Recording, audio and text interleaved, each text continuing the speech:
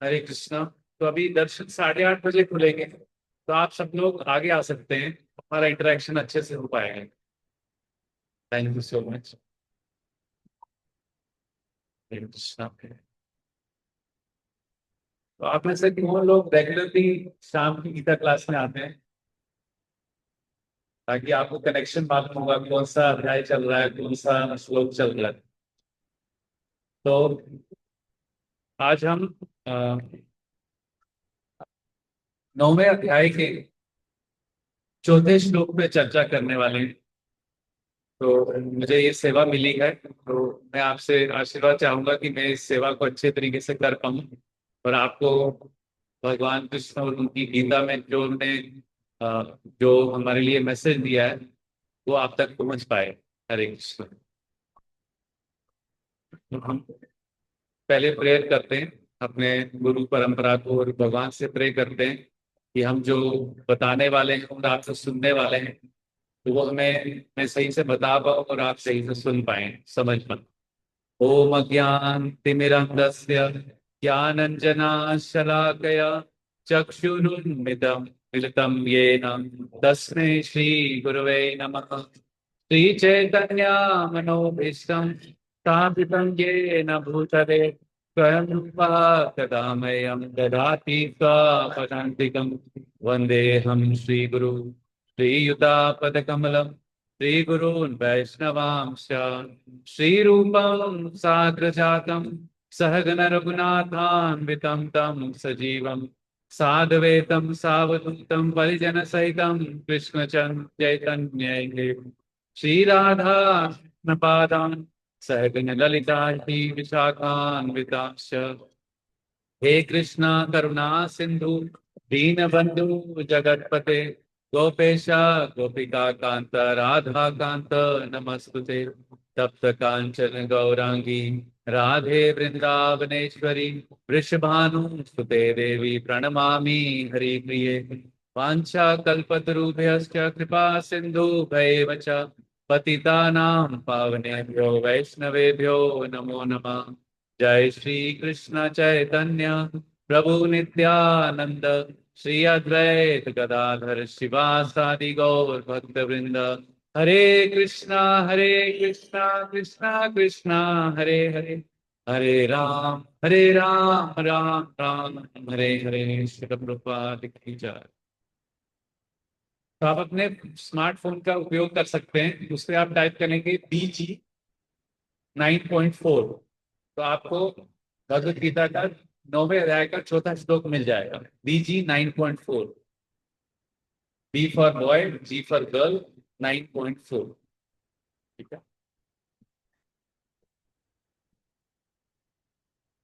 तो ये श्लोक ऐसे है, इसको पढ़ेंगे। मया तदम इदम सर्वम जगत अव्यक्त मूर्तिना मतस्थानि सर्वभूतानि नाहं न चाहं तेषु अवस्थिता। मया तदम इदम सर्वम जगत अव्यक्तेन मूर्तिना मदस्थानि सर्वभूतानि न चाहं तेषु अवस्थिता।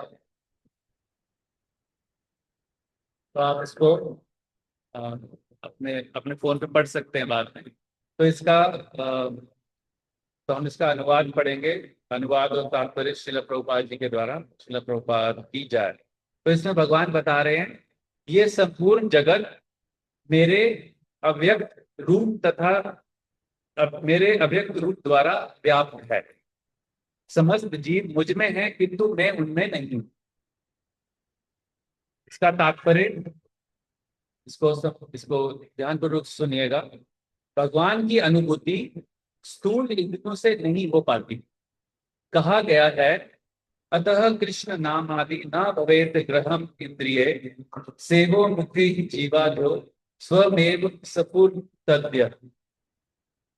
भगवान श्री कृष्ण के नाम, यश, लीलाएं आदि को भौतिक इंद्रियों से नहीं समझा जा सकता। जो समुचित निर्देशन से भक्ति में लगा रहता है, उसी उसे ही भगवान का साक्षात्कार हो पाता है। ब्रह्म संहिता में कहा गया है, प्रेम अंजना चरुता भक्ति विलोचनेना सतत सदैव हृदयेषु विलोकयन्ति। यदि किसी ने भगवान के प्रति दिव्य प्रेमाभिरुचि उत्पन्न कर ली है, तो वह सदैव अपने भीतर तथा बाहर भगवान गोविंद को देख सकता है। इस प्रकार वह सामान्य जनों के लिए दृश्य नहीं है।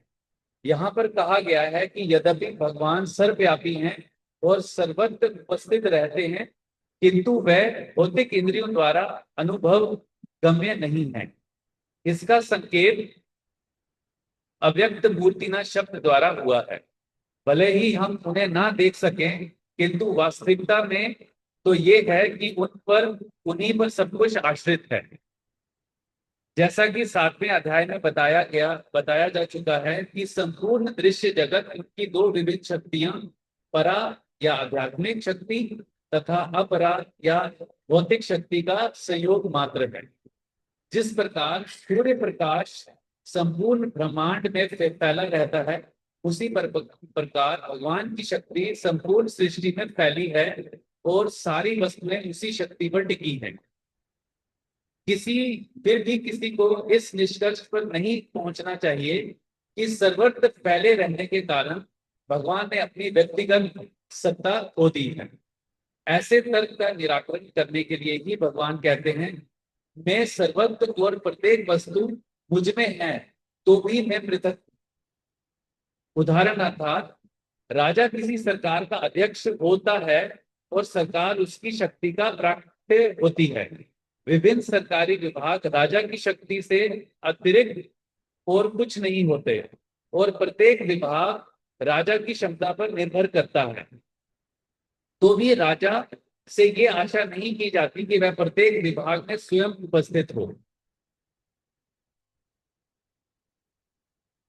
ये एक मोटा सा उदाहरण दिया गया है। इसी प्रकार हम जितने स्वरूप देखते हैं और जितनी भी वस्तुएं इस लोक में तथा परलोक में विद्यमान हैं, ये सब भगवान की शक्ति पर आश्रित हैं। सृष्टि की उत्पत्ति भगवान की विभिन्न शक्तियों के विस्तार से होती है। और जैसा कि भगवत गीता में कहा गया है, विश्व भया निदम कृत सनम, वह अपने साकार रूप के कारण अपनी विविध शक्तियों से के विस्तार से सर्वत्र विद्यमान है।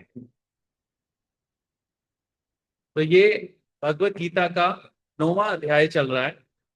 तो आप में से जो लोग पहली बार आए हैं, जो बीच बीच में आते हैं, तो भगवत गीता में 18 अध्याय हैं, 18 चैप्टर्स हैं भगवत गीता में। और चैप्टर्स बाद में बने थे। जब भगवत गीता बोली गई थी तो वो चैप्टर फॉर्म में नहीं बोली गई थी, अध्याय के फॉर्म में नहीं बोली गई थी। 35 से 40 मिनट का कॉन्वर्सेशन, संवाद हुआ था अर्जुन और भगवान श्री कृष्ण के बीच। उसके बाद जब व्यास देव जी ने इसको लिखित फॉर्म में लिखा, तो इसके चैप्टर्स बनाते थे ताकि हम उनको समझ पाए।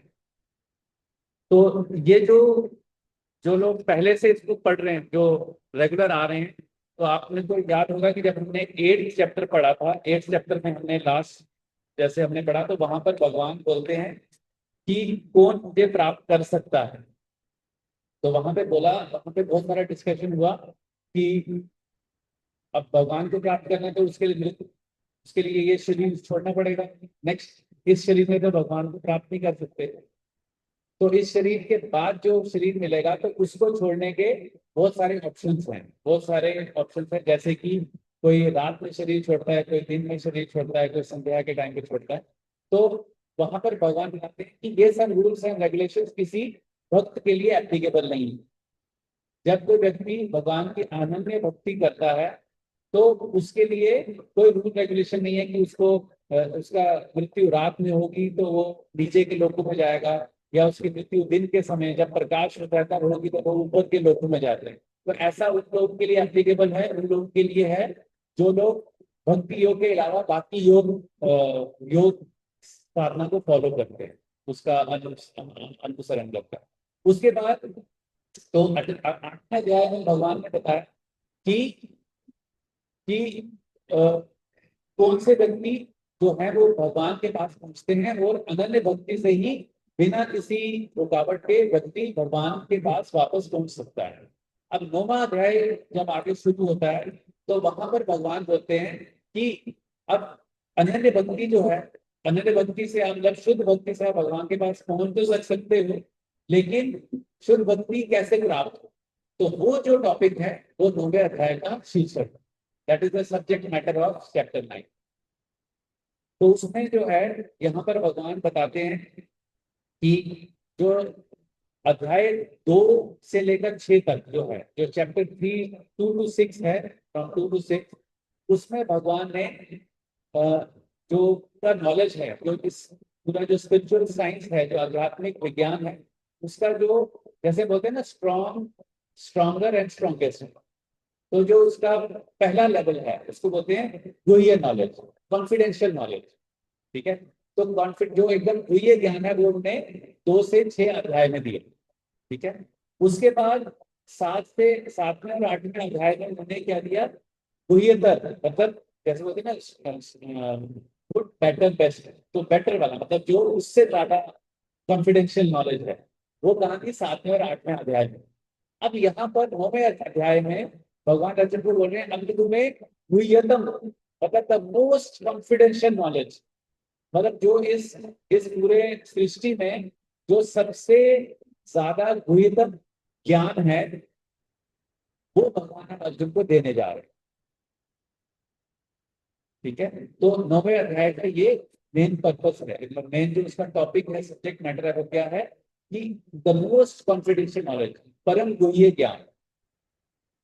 तो परम गुह्य ज्ञान में क्या बताया गया, तो पहले हम अगर गीता का पूरा पूरा उसको एक्सपैंड करके देखते हैं, तो भगवत गीता में 18 अध्याय हैं, उसमें से पहले 6 जो अध्याय हैं वो कर्म योग के लिए, और फर्स्ट टू सिक्स, और 6 से लेकर 7 से लेकर 12 तक जो है वो भक्ति योग है, और जो 13 से लेकर 18 तक है, 13 से 17 तक जो है वो क्या है, ज्ञान योग में। और जो 18वां अध्याय है वो उसका पूरा गीता का सार है, सार मतलब उसका निचोड़ है, तो पूरा कंक्लूजन।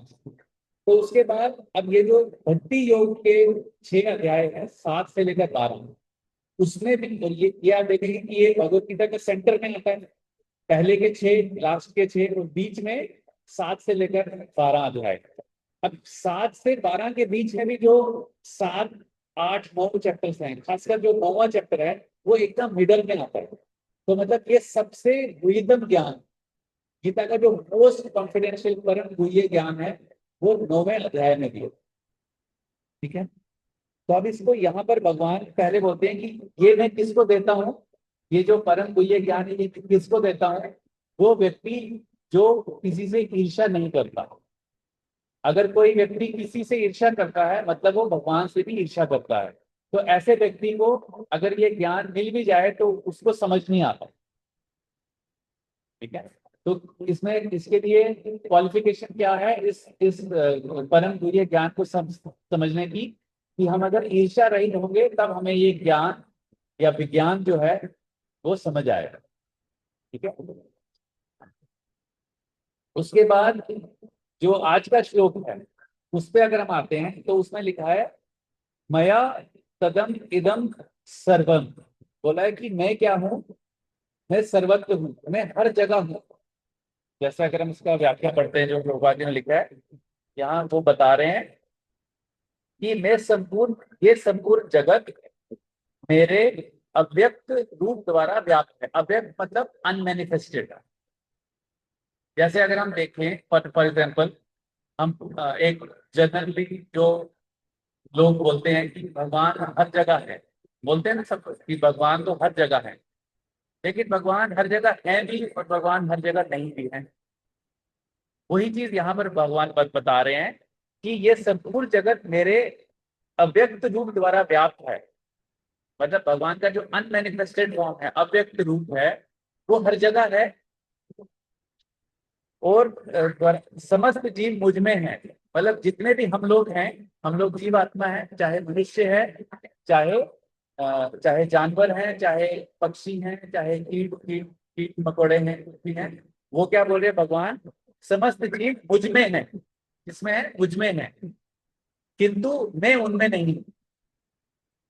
इससे क्या समझ आता है, जैसे अगर हम एग्जाम्पल लेते हैं, हमें कागज का टुकड़ा लेते हैं, ठीक है, उसके छोटे छोटे पीस करते हैं, ठीक है, छोटे छोटे पीस करके हमने उसको यहाँ रख दिया, तो क्या वो कागज का जो बड़ा पीस है वो रहा? नहीं रहा, क्योंकि वो छोटे छोटे पीस में पीस बन गया। लेकिन ये क्या है, कागज का टुकड़ा क्या है, मैटर है, क्या है, भौतिक चीज है, इससे मैटर भौतिक चीज है। लेकिन भगवान जो है अ, वो पूर्णतः आध्यात्मिक है, इज प्योरली स्पिरिचुअल। सच्चिद आनंद से सच्चिद आनंद विग्रह बोला जाता है भगवान को। तो भगवान में से अगर कुछ निकले और भगवान में कुछ ऐड हो, लेकिन उनके व्यक्तित्व में कुछ फर्क नहीं पड़ता। That is the meaning of this. इसका जो मीनिंग है कि समस्त जीव मुझ में है किंतु मैं उनमें नहीं है।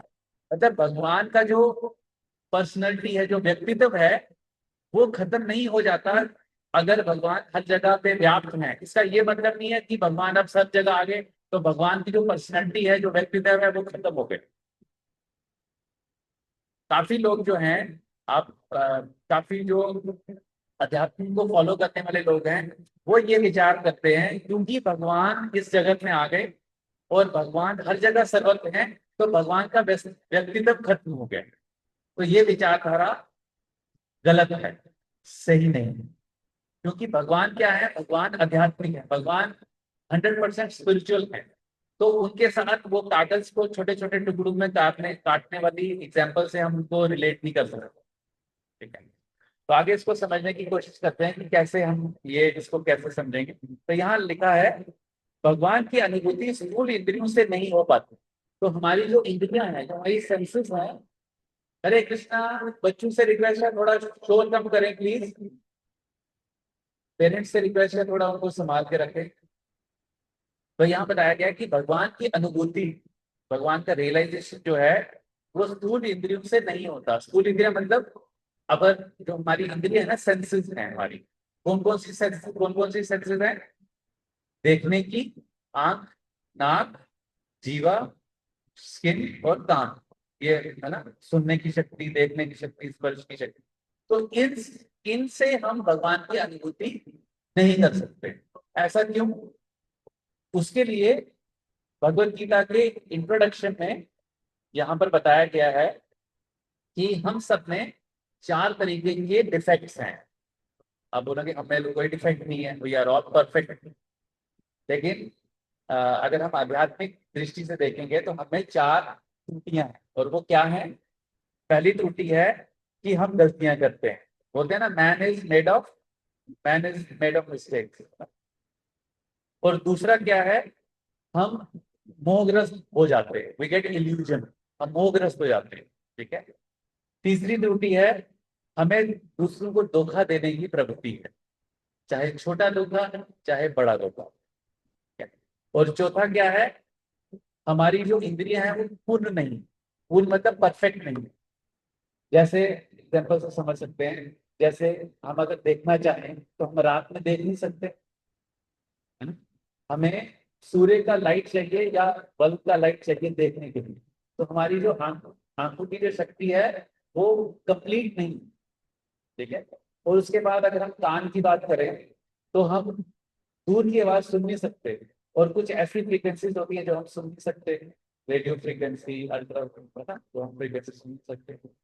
उसके बाद अगर हम देखें कि हम धोखा देने की प्रवृत्ति है, तो हमें किसी और से पूछने की जरूरत नहीं है, हम सब जानते हैं, राइट। और उसके बाद आता है कि हम मोहग्रस्त हो जाते हैं। जैसे कि रात में अगर हम कहीं अंधेरे वाली जगह में आ गए और वहां पर रस्सी पड़ी है, तो हमें टच करने लगेगा कि क्या पता सांप हो। होता है ना कभी ऐसा, या हमारे ऊपर कोई ऐसे कुछ डाल दे तो क्या हो गया, ठीक है। तो इस ये 4 त्रुटियां जो हैं, ये 4 इम्परफेक्शंस जो हैं, ये हम सब में हैं। और इसी के कारण जब हम इन इन अपूर्तियों के कारण ये होते हुए भगवान को अपनी इंद्रियों से समझने की कोशिश करते हैं, तो हम उसको समझ नहीं सकते। तो इसी को यहाँ पर श्लोक के माध्यम से बताया गया है, जो आज हमने पढ़ा कि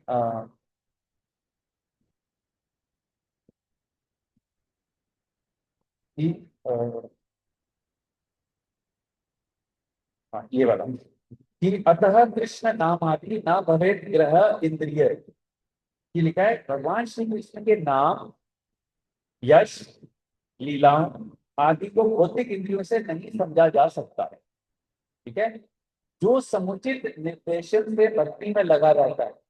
अब इसका मीनिंग क्या है, इसका अर्थ क्या है, समुचित निर्देशन मतलब अगर कोई किसी के निर्देश में, किसी डायरेक्शन में भक्ति करता है, उसे ही भगवान का साक्षात्कार हो पाता है।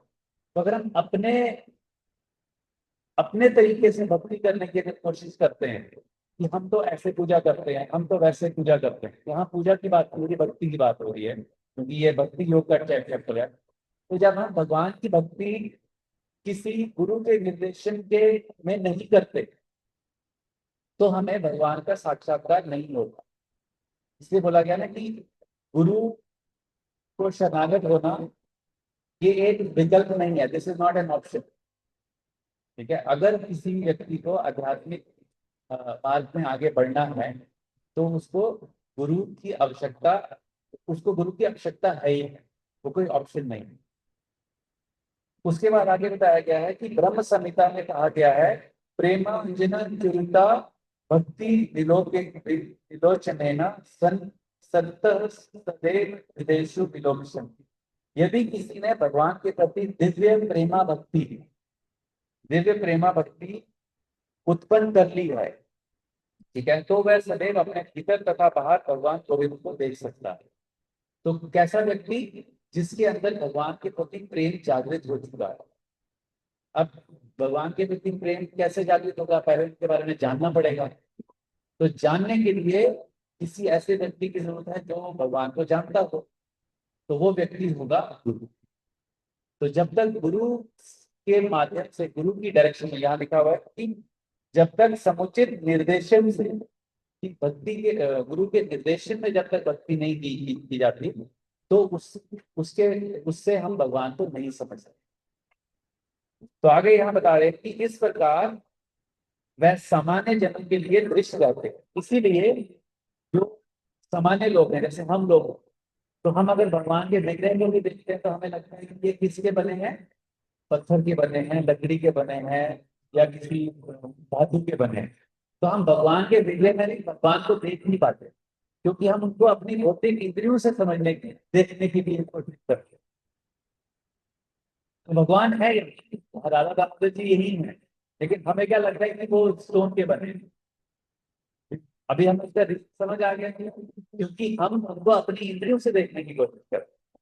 लेकिन जब हमें उनसे प्रेम होगा, जब हम उस भाव तक पहुंच पाएंगे, प्रेम, जब हम उससे प्रेम करने लगेंगे, तो हमें यही विग्रह जो है, ये हमें भगवान की में उसके दर्शन करते हैं। तो भगवान बहुत ही ज्यादा कृपालु होते हैं, क्योंकि हम उनके साक्षात दर्शन कर नहीं सकते, तो भी वो विग्रह के रूप में, अर्श विग्रह के रूप में यहाँ आते हैं, इस धरती पे आते हैं। और और उससे पहले भी हमने देखा है कि हर युग में भगवान का अवतार भी होता है।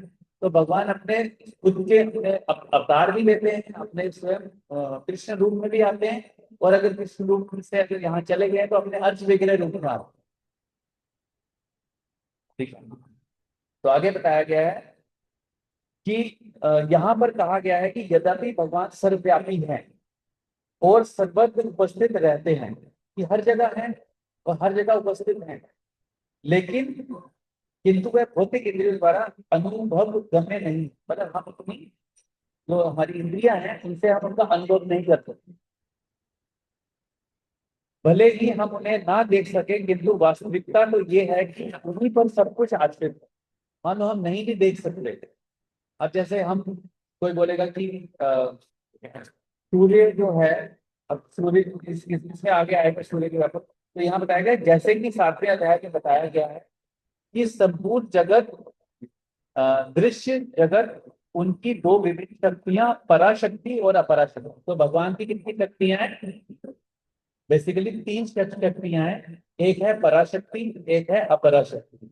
तो पराशक्ति हो गई आध्यात्मिक शक्ति, स्पिरिचुअल एनर्जी, और जो अ, अपरा शक्ति है वो हो गई मटेरियल एनर्जी। जैसे हम लोग का जो शरीर बना है, जो ये मिट्टी, जल, आकाश, इससे बना है, तो ये कौन सी एनर्जी है, भगवान की अपरा शक्ति, मटेरियल लेवल। तो जो जीव आत्मा है वो क्या है, पराशक्ति। तो यहाँ पर आध्यात्मिक शक्ति मतलब भगवान की, और जो हम लोग जो जीव आत्मा है, उसको बोला जाता है तटस्थ शक्ति। तटस्थ शक्ति जो हम लोग, तो वी आर सोल्स, हम लोग आत्मा है। तो वो जो जीव आत्मा है वो क्या है, तटस्थ शक्ति। तो एक पराशक्ति है, एक अपराशक्ति है, एक तटस्थ शक्ति है।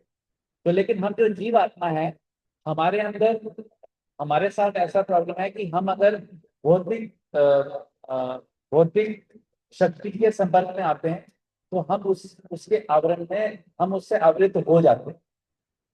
लेकिन क्योंकि हमारी क्या है, हम क्वालिटी में भगवान के जैसे हैं, लेकिन क्वांटिटी में हम बहुत छोटे हैं। ठीक है, इस तरीके से हम समझ सकते हैं। तो जिस प्रकार सूर्य प्रकाश संपूर्ण ब्रह्मांड में फैला रहता है, उसी प्रकार भगवान की शक्ति संपूर्ण दृष्टि में फैली है और सारी वस्तुएं उन्हीं शक्ति में टिकी है। तो जितनी भी चीजें हैं, जैसे पत्थर है, लकड़ी है, पहाड़, जो भी हम देखते हैं, जड़ जड़ पदार्थ और चेतन। चेतन मतलब हम लोग चेतन हैं, जैसे जानवर हैं, पशु पक्षी हैं, पेड़ पौधे हैं, ये क्या है, चेतन है।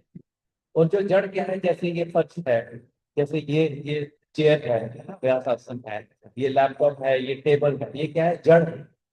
तो ये भी, और जो हम लोग हैं, हम सब भगवान की शक्ति है। लेकिन इसका ये मतलब नहीं कि भगवान जड़ और आध्यात्मिक आध्यात्मिक चीज में, जड़ और चेतन में अ, आ गए तो भगवान का व्यक्तित्व खत्म हो गया, वैसा नहीं। ठीक है, आगे बताया गया है, फिर भी किसी को इस निष्कर्ष पर नहीं पहुंचना चाहिए कि सर्वत्र पहले रहने के कारण भगवान ने अपनी व्यक्तिगत सत्ता खो दी है। तो अगर भगवान हर जगह एक्सपैंड हो गए, हर जगह पे उन्होंने अपना विस्तार कर लिया, तो इसका ये मतलब है कि भगवान जो है, अब उनका जो व्यक्तित्व है, यहाँ पर एक एक शब्द आया था, आपने अगर ध्यान दिया होगा, कि मया तद इदम सर्वम जगत अव्यक्त मूर्ति नाम। तो मूर्ति ना मतलब मूर्ति, मूर्ति तो भगवान का हमेशा फॉर्म है, मतलब उनकी मूर्ति है। मतलब मूर्ति का मतलब हुआ, ऐसा नहीं कि मूर्ति है जैसे पत्थर की मूर्ति होती है, मतलब उनका स्वरूप है। तो भगवान को, जो लोग भगवान को निराकार मानते हैं, तो वहां पर, यहाँ पर भगवान खुद ही 9वें अध्याय में बोला है कि मैं निराकार नहीं हूँ, मेरा स्वरूप है, मेरा आकार है। लेकिन जो लोग भगवान को निराकार मानते हैं, वो क्या है, भगवान के शरीर से जो कांति निकलती है उसको निराकार ब्रह्म बोला जाता है। बट उसका ये मतलब नहीं है कि भगवान के शरीर से कांति निकल रही है तो भगवान का आकार नहीं है। जैसे हम देख सकते हैं, जैसे ये बल्ब है, ठीक है, अब इस बल्ब से लाइट निकल रही है, क्योंकि बल्ब है तब इससे लाइट निकल रही है, तो बल्ब का आकार भी है ना, बल्ब का आकार है तभी तो उससे लाइट निकल रही है ना। ऐसा नहीं बोल सकते कि नहीं, बल्ब जो है वो निराकार है और उस निराकार बल्ब से लाइट निकल रही है, ऐसा तो पॉसिबल नहीं है।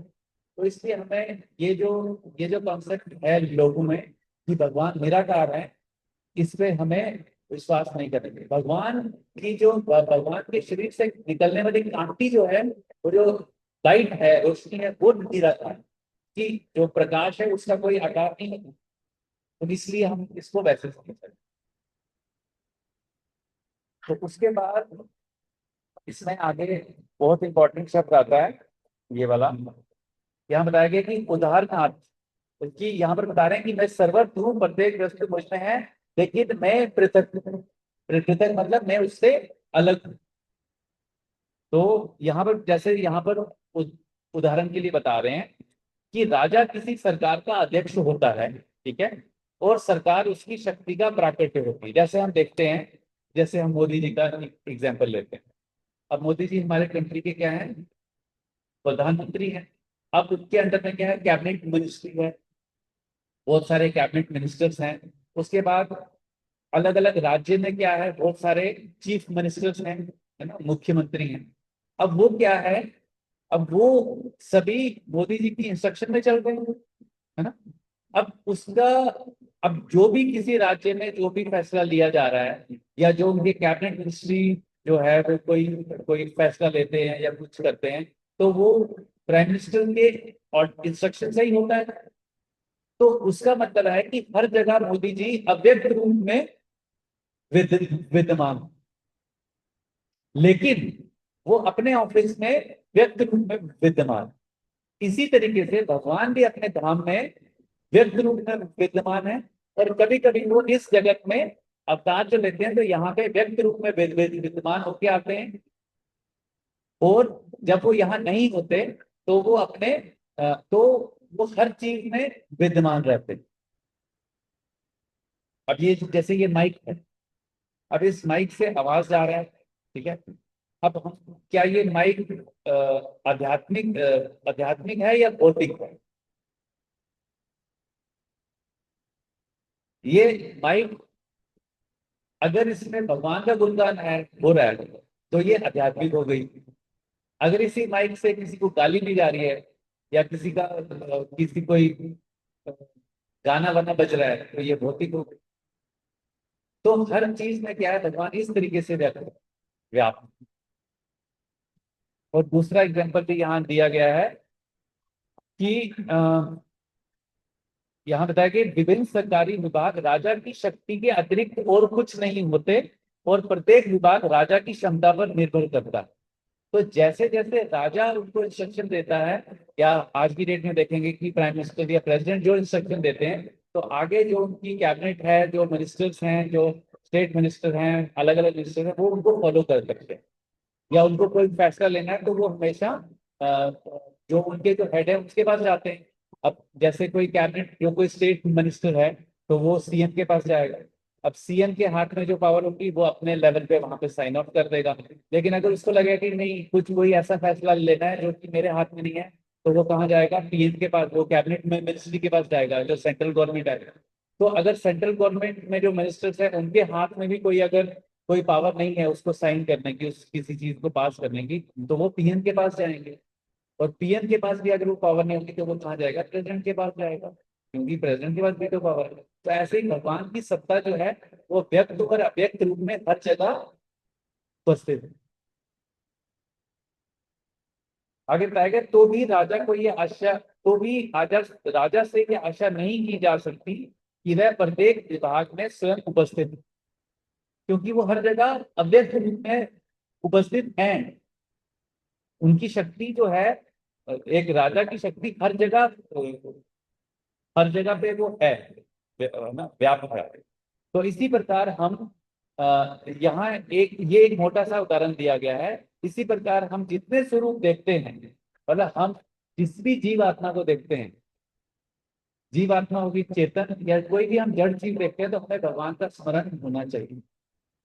अगर हम किसी मनुष्य को देखते हैं तो होना ही चाहिए। बोलते हैं ना, जब हम किसी के सामने जाते हैं तो हम बोलते हैं नमस्ते करते हैं ना। आजकल हाय हेलो हो गया, लेकिन हमारा जो क्या है, नमस्ते। तो वो क्यों बोलते हैं? तो नमस्ते का मीनिंग क्या है? नमन अस्ते, कि मैं आपके सामने नमन होता हूँ, मैं आपके सामने झुकता हूँ, तो नमन अस्ते। तो जब हम जब भी हम किसी से मिलते हैं तो हमें उसमें भगवान को भगवान उसमें परमात्मा स्वरूप में सब में है। तो जब हम एक दूसरे को देखते हैं तो हमें भगवान के बारे में अनुभूति होनी चाहिए। यही भगवान यहाँ अर्जुन को बता रहे हैं कि मैं हर जगह व्याप्त हूँ। लेकिन जो लोग भौतिकता में से भरे हुए हैं, भौतिकतावादी हैं, मतलब वो अपने आप को शरीर मानते हैं, अपने आप को शरीर मानते हैं, अपने आप को ये आत्मा, बिकॉज वी आर, हम क्या है कि हम आत्मा है। ऐसे हम बोलते हैं ना, अगर किसी से कोई पूछेगा तो क्या है आपका नाम, जैसे कोई पूछेगा तो आप बोलोगे मेरा नाम मनोज है, या मेरा नाम राकेश है, या कुछ भी है। तो वो इस शरीर का नाम है,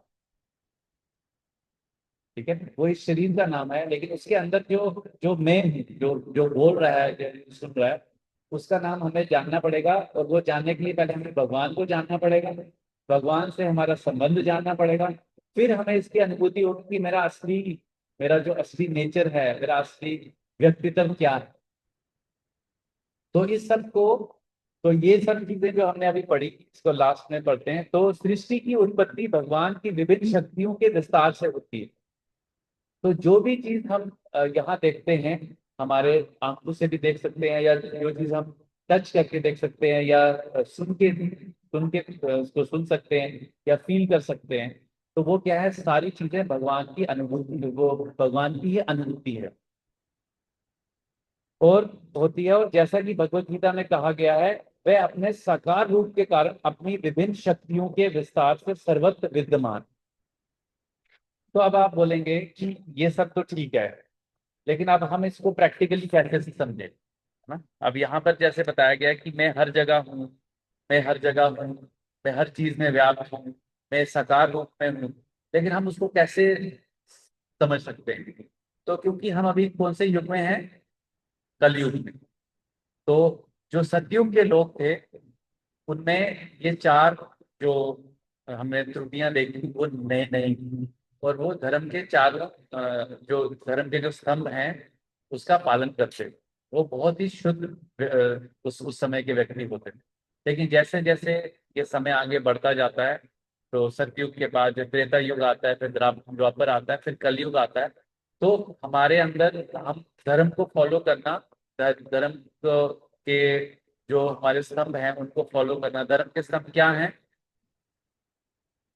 कि जैसे कुछ कभी हम बोलते हैं ना, झूठ बोलते हैं, तो सत्य, सत्य बोलना धर्म का एक स्तंभ।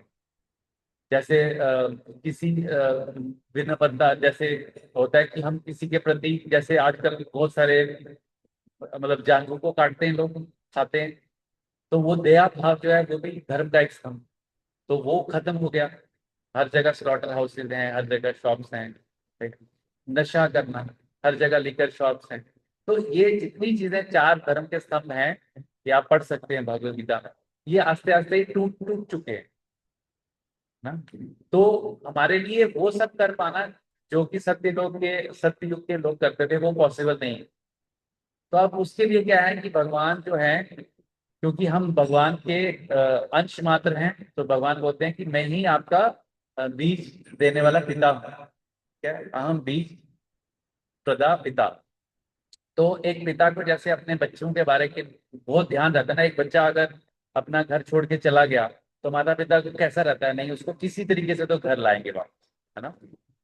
तो ऐसे ही भगवान का भी भाव वैसा ही है।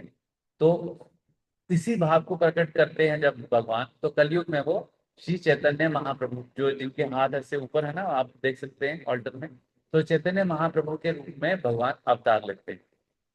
तो उनका उनका उनका आने का मकसद क्या है, अभिनय क्या है, कि वो हमें, जो यहाँ पर भगवान ने बताया कि आप मुझे समझ सकते हैं, लेकिन आपके अंदर बहुत सारी त्रुटियां हैं, आपके अंदर बहुत सारे आप परफेक्ट नहीं हैं, ये सब अवगुण हैं, आप धर्म को फॉलो नहीं कर पाते हैं, हम चाहें भी तो फॉलो नहीं कर पाते हैं। तो बोलते हैं कि अगर हम इस कलयुग में, बोला है कि अगर हम भगवान का नाम लेते हैं सिर्फ, कितना इजी इजी कर दिया, अगर हम सिर्फ और सिर्फ भगवान के नाम लेते हैं, भगवान के नाम का ध्यान पूर्वक जप करते हैं, कीर्तन करते हैं, तो हमें, तो हम ये जो अपनी आपने हमने जो अभी इतने सारे रुकावटें देखी, कि हम भगवान को अपनी इन स्थूल आंखों से देख नहीं सकते, तो इसी शरीर में, जिस शरीर में हम अभी हैं, अगर हम नाम जप करते हैं, भगवान के नाम का कीर्तन करते हैं, भगवान के बताए हुए ग्रंथ जो उन्होंने लिखे हैं, जो जैसे भगवत गीता जो है वो भगवान के द्वारा खुद बोला गया ग्रंथ है ना। तो अगर हम भगवत गीता पढ़ते हैं, श्रीमद् भागवतम पढ़ते हैं, जो कि भगवान के बारे में है, तो भगवत गीता जो है वो भगवान ने बोला है, और श्रीमद् भागवतम जो है वो भगवान के बारे में बोला गया है। तो भगवान के भक्तों ने भगवान के बारे में जो गुणगान किया है, और भगवान के भक्तों ने कैसे भगवान को प्राप्त किया है, वो श्रीमद् भागवतम में बताया गया। तो ये सब चीजें जब हम करते हैं, भगवान का नाम जप करते हैं, भगवान के बारे में सुनते हैं, भगवान के बारे में पढ़ते हैं, भगवान के बारे में बताते हैं, तो हमारा क्या होता है, हमारा शुद्धिकरण होता है। तो चैतन्य महाप्रभु अपने शिक्षाष्टक में बोलते हैं, चेतो दर्पण मार्जनम। मतलब जैसे जैसे हम नाम लेते जाएंगे ना, तो हमारे चित्त मतलब हमारी कॉन्शियसनेस का मार्जिन, मतलब जैसे बर्तन को मांजते हैं तो हमारा मार्जिन होता है, तो धीरे धीरे धीरे धीरे उसमें इतनी मोटी लेयर है, किसकी? काम की, क्रोध की, लोभ की, मोह की, मद की, मत्सर्य की। ये चार इतनी इतनी मोटी मोटी लेयर्स हैं, उसके उसके कारण ही हम अभी भगवान को समझ नहीं पाते। तो जैसे जैसे हम नाम जप करते हैं, भगवान की सेवा करते हैं, भक्तों की सेवा करते हैं, ग्रंथ पढ़ते हैं, ग्रंथ का वितरण करते हैं। जैसे आपने देखा होगा इस्कॉन में बाहर लोग बुक करते हैं, वो क्यों करते हैं? क्योंकि चैतन्य महाप्रभु और भगवान कृष्ण यही चाहते हैं कि जो जो व्यक्ति अ, जो सब लोग मुझे समझ नहीं पा रहे हैं, बिकॉज ऑफ हमारे शरीर के बहुत लिमिटेशन है, हम ऐसे युग में हैं जिसमें हम सारी चीजें नहीं कर सकते। लेकिन अगर वो सिर्फ मेरे ग्रंथ पढ़ेंगे, अब ग्रंथ पढ़ने से क्या होगा? भगवान के प्रति आकर्षित होंगे। भगवान के प्रति आकर्षित होंगे तो उनका नाम लेंगे, उनका नाम जप करेंगे, कीर्तन करेंगे, उनके बारे में पढ़ेंगे, उनके बारे में सुनेंगे, बताएंगे। तो उससे क्या होगा? हमारे चित्त का मार्जन। तो जब चित्त का मार्जन होगा तो ये जो चार छह असुर हमारे अंदर बैठे हैं, काम क्रोध लोभ मोह मद मत्सर्य, ये भाग जाएंगे, ये डर के भाग जाएंगे। क्योंकि हमारी जो आत्मा है उसका स्वरूप सामने आने लगेगा। हमारे अंदर से गंदगी, जब किसी भी चीज में गंदगी है तो जैसे आप देखते हैं ना, बहुत दिनों से अगर एक घर बंद है तो उसके अंदर जो शीशे हैं, कांच है, उसमें कितनी धूल लगी होती है। अगर किसी हमारे घर में आईना है और हम हमारे अंदर घर बहुत सालों से बंद है, तो उसपे कितनी धूल लगी होती है। तो हम उसके सामने भी खड़े हो जाएं तो हम अपना चेहरा उसमें देख नहीं पाते। लेकिन जैसे जैसे हम उसको साफ करते हैं तो हमारा चेहरा भी वही है, आईना भी ठीक है, लेकिन उसपे क्या है? धूल जमी हुई है। तो ऐसा ही होता है जब हम नाम जप करते हैं, भगवान के नाम का जप करते हैं। कैसे करते हैं? हरे कृष्णा कृष्णा कृष्णा हरे हरे, हरे राम राम राम हरे हरे। तो जब हम, ये बहुत इजी है, तो जब हम भगवान के नाम का जप करते हैं और इसी महामंत्र का हम कीर्तन भी करते हैं, जब हम ये नाम जप करते हैं, कीर्तन करते हैं, भगवान के ग्रंथ बांटते हैं, भगवान के बारे में लोगों को बताते हैं, भगवान के बारे में सुनते हैं, तो ये जो इस चित्त रूपी, जो हमारा चित्त रूपी क्या है? आईना है। उस पे जो जितनी ये छह लेयर्स चढ़ी हुई हैं, पता नहीं कि कितनी मोटी हैं, वो धीरे धीरे धीरे धीरे वो क्लीन होती हैं, साफ होने लगती हैं। और थोड़ा उसमें समय लगता है। और शुरू में क्या होता है? अब जैसे शुरू में क्या होता है, जब हम नाम जप करना शुरू करते हैं तो, अब जैसे किसी घर में बहुत देर से घर बंद है, तो उसमें अगर कहीं धूल बहुत सारा जमी हुई है, तो अगर हम उसको घर की सफाई करने जाते हैं तो क्या होता है? वो धूल पहले उड़ती है बहुत, हमारे नाक में जाती है, आंख में जाती है, तो हमें बहुत छींकें आती है ना। तो ऐसा ही होता है, नाम जब करने लगते हैं ना, जब जब हमारे चित्त का मार्जन शुरू होता है तो हमें सारी पुरानी बातें याद आना शुरू होती हैं। सारी पुरानी बातें, मतलब जब हम नाम जप कर रहे होंगे तो हमें सब कुछ याद आएगा जो हमको 20 साल पहले भी कभी नहीं आया था याद। तो वो सब हमें याद आएगा, लेकिन उससे हमें घबराना नहीं है। तो जैसे जैसे हम घर को साफ करते जाएंगे, धूल जो है वो घर से बाहर निकलती जाएगी, और हम वहां बैठ के आराम से सांस ले लेंगे, और उसी आईने में हमें अपना चेहरा भी दिखेगा। तो इसी तरीके से जब हम नाम जप करते जाते हैं, सेवा कर कर सेवा करते जाते हैं, तो हमें अपना स्वरूप समझ आता है। तो जब हमें अपना स्वरूप समझ आता है तो हमें अपना भगवान के साथ संबंध समझ आता है। फिर हम भगवान की सेवा करते हैं तो हमारे अंदर प्रेम जागृत होता है भगवान के प्रति।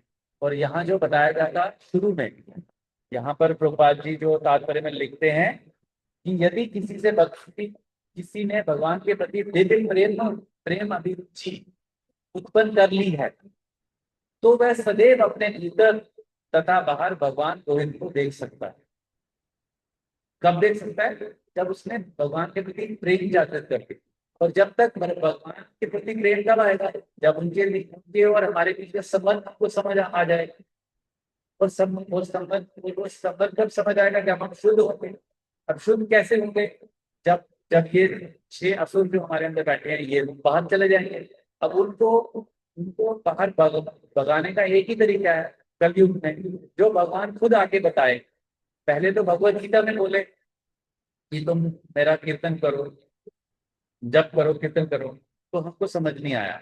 फिर भगवान चैतन्य महाप्रभु के रूप में खुद उसको प्रैक्टिकली डिमॉन्स्ट्रेट करने आए कि जो मैं बता क्या था आपको समझ नहीं आया, मैं उसको आपको करके दिखा रहा हूं।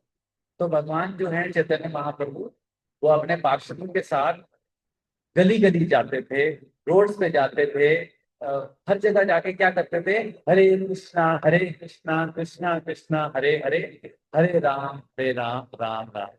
तो भगवान खुद बता रहे हैं कि एक जो भक्त है, अगर उसको मेरे अगर उसको भगवान के दर्शन करने हैं, ये भगवान नहीं बोलते हैं, भक्त, भगवान भक्त के रूप में आके बता रहे हैं कि अगर तुमको भगवान के दर्शन करने हैं, मतलब मेरे दर्शन करने हैं, तो तुम्हें ये प्रोसेस फॉलो करना पड़ेगा। क्या ये मुश्किल है? कोई पैसा नहीं लगता ना।